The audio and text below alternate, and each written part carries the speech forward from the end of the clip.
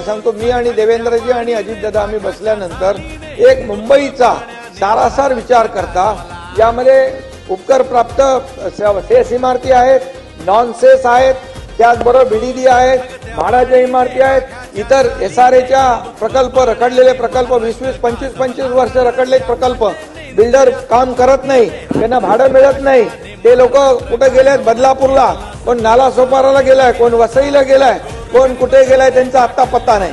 मग आम्ही असं ठरवलं, जयंतराव, भाडं आणि SRA तर आहेच, पण MMRDA, BMC, CIDCO, MSRDC, Mahapreet या सगळ्या संस्थांना एकत्र करून आम्ही ठरवलं, तुम्ही 2 प्रकल्प घ्या, हे रखडलेले प्रकल्प तुम्ही पुढे करा, यांना भाडं द्या. आणि याचं एक उदाहरण आपल्याला सांगतो, चेंबूरमध्ये आपलं रमाबाई आंबेडकर नगर 17,000 घरांचा प्रकल्प आहे आणि तो प्रकल्प टेक ओव्हर करायला सांगितलं.